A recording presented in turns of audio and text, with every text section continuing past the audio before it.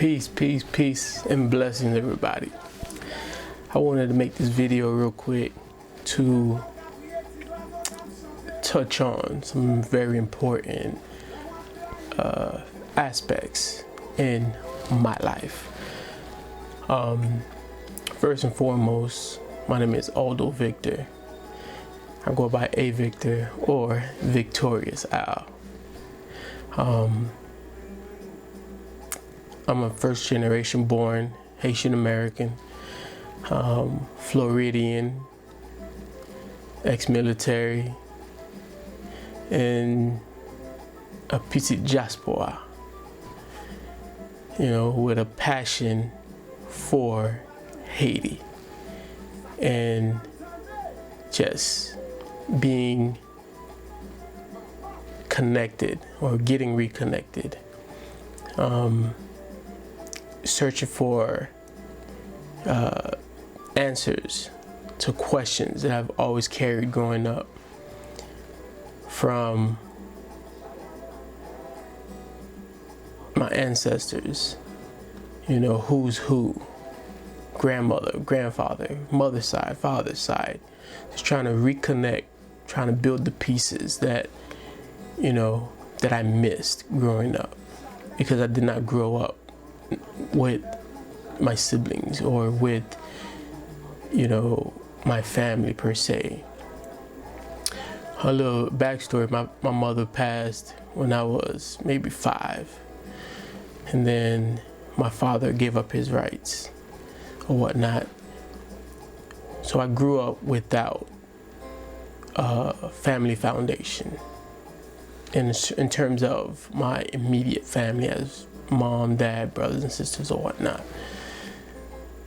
So in some ways I grew up disconnected and isolated, and also with some level of identity crisis. But I would say that experience has built me a certain type of way that has allowed me to see things from certain perspectives and analyze things from a certain perspective, to be able to give input based from my experience, because I feel that there may be many others like me that can relate to that. So that is my life in a nutshell. But to build on top of that, my purpose. I've always tried to fit or find what my purpose is. And at times, I would find things that may interest me, but ultimately what interests me doesn't last, because I find myself not finishing or not completing these certain things that I find interest in, because I feel like they're only temporary. Because me being who I am, and I'm a Libra, I try to balance or dib and dab in many different things, and that leads to doing things that are not necessarily what is for me or passionately or my purpose per se. So that's been the experience, trying to find where I fit in, or what is my drive, what motivates me, what inspires me. And throughout all of my experiences, playing sports, wrestling, football, military, and just a whole bunch of different other experiences that I've gone through, nothing has really touched me or really stuck with me then my focus of reconnecting with family, with culture, with, just history as well, my history, identity, to be exact. And I have to go back to when I was in the military. I was in the middle in the desert, Iraq, 2010. And the earthquake happened. Now that, I would say, would be the turning point of how I feel when it comes to identity, particularly Haiti, our history, our ancestors, and our disconnect primarily of those that have left Haiti and haven't been back, or have had children in Haiti that haven't been back to reconnect with family, with culture, with history, etc., etc. So it's like a tree with branches, with fruits across the world. But the further they are, the less connected they are to the roots. And many be so far away that they fall off the tree and never get connected back, in a sense. Not the perfect analogy, but you get my drift. So while sitting in Iraq, the earthquake happens, and I'm seeing all this trauma, all this tragedy, all this destruction, and at this point I've gotten in contact with my brother, and just a level of sadness, and feeling hopeless that I wasn't available to assist at a time that I should have been. So I had some conflicting emotions, conflicting ideals, conflicting sense of purpose and pride. Up to this point, I really didn't think or associate with Haiti per se, because growing up you always get the bad stories. So it made you fear going back, which I think is very much part of the systematic fear pumping, to keep you away, from the change. So I was like, okay, just thinking about it, I'm like, okay. I went deep into study, study about Haiti, study about history, study about ancestors, study about the revolution, and what it really meant.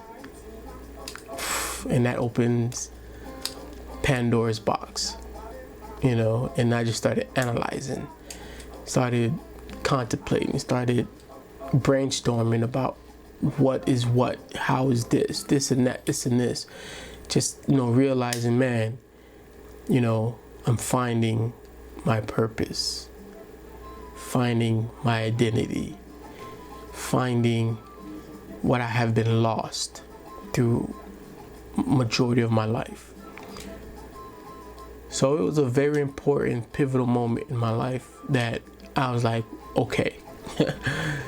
So when I got back from my tour, my leave, I wanted to go to Haiti. So I made it happen. I went to Haiti for 10 days. And that experience changed my life forever. And here I am, 13 years later, after many different detours, plan on making the biggest step, to at least be there half the year at least, or more frequently back and forth. I want to average at least half the year there, in and out, because there's a lot of work I feel like I have to do. I'm destined to do, because that is my purpose. That is where I want to be. That's where my heart is, where my soul is. People that know me know how I feel about it, how much I talk about it. And, I definitely feel like there's been some avoidance, waiting for the perfect timing, et cetera, et cetera. But what I've come to realize, there isn't a perfect timing when it comes to Haiti. Haiti is just not that type of place. It's mystical, it's chaotic, but it's almost as if it's perfect chaos. That may sound weird, but it's the truth. It's perfect chaos if you understand certain things. If you analyze certain things from different angles. If you think about the history on all sides, from a colonial perspective and also from a colonized perspective and also a revolutionary perspective, and you realize the multiple dynamics that plays a vital role in its current situation and position. So, in my analyzation of this situation, I come with a solution, and realize that in order for there to be change, there has to be some type of high level of rebuilding, building a bridge, reconciliation, awareness, research and advancement. So my brainchild idea, is DyasporAyi. DyasporAyi. DyasporAyi is a combination of diaspora haïtienne, and particularly the petite diaspora, the diaspora that barely have ties to Haiti per se, because we weren't born there. A lot of things we experienced there, so we have a different perspective there with there. But at the same time, we possess a level of change action that can create a shift large enough, massive enough, that would change the situation. Because my perspective, coming from a developed country, going to Haiti, automatically I see what I don't want, or what should be better, what could change. As with somebody that was already there, that came here to go back, a lot goes back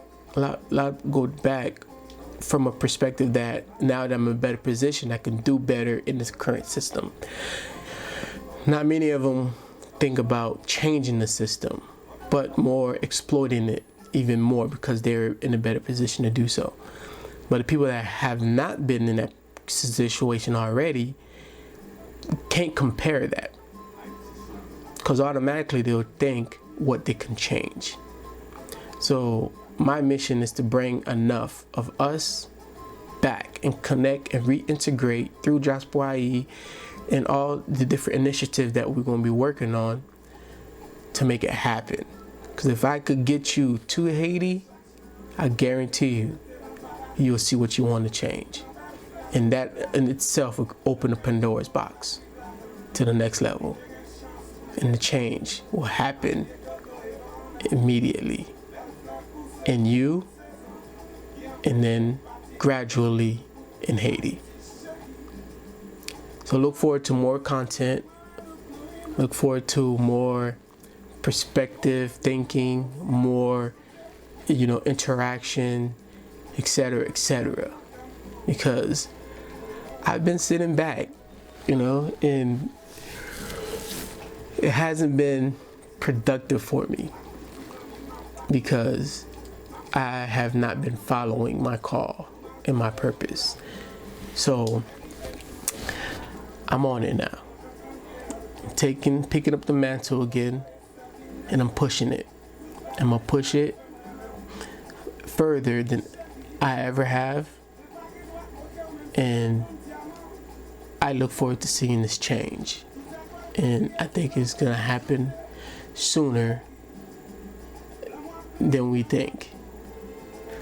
But one thing is for certain: we have to travel beyond the fear. Travel beyond the fear and realize it ain't always what you think it was. From Dessalines to Chalma Peral to the new flow of future game changers. Ayi Bobo. Amen. Blessed to all of y'all. One love, peace, and blessings. IT.